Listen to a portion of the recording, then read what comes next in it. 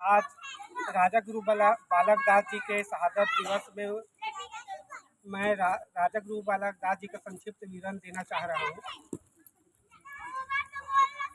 कि राजा गुरु बालक दास कौन थे जिनका आज हम लोग शहादत दिवस मना रहे हैं। 164वीं शहादत दिवस मना रहे हैं। क्यों मना रहे हैं?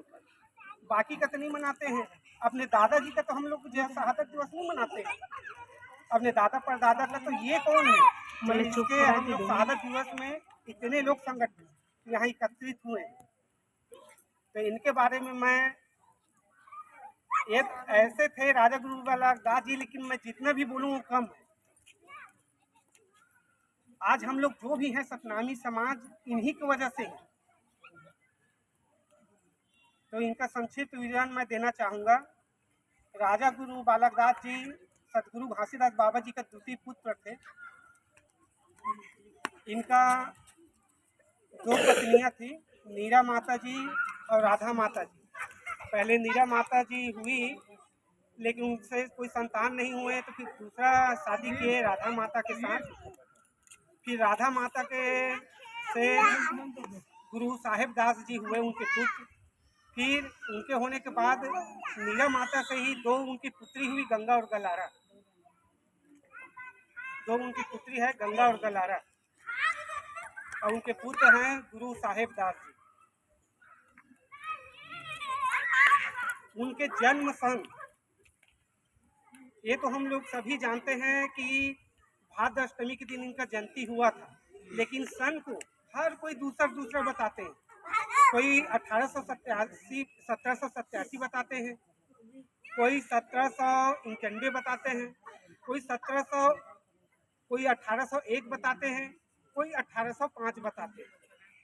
लेकिन मेरे विचार से सतगुरु घासीदास बाबा जी को सतनाम की प्राप्ति 1795 में हुआ था, अर्थात उनके सभी बच्चे 1795 तक हो गए थे।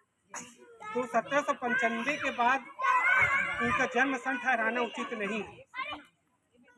उनका जन्म सन 1787 ही उचित है, और मेरे विचार से इसी को ही प्रचारित करना चाहिए।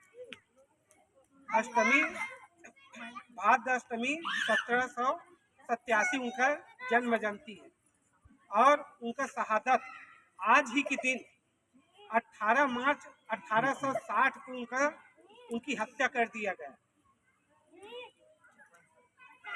अब मैं उनके कृतित्व के बारे में बताना चाहूँगा कि हम लोग कैसे उन्होंने हमको आज इस स्थिति में लाए कि हम लोग सर ऊंचा करके जी रहे हैं सतनामी लोग।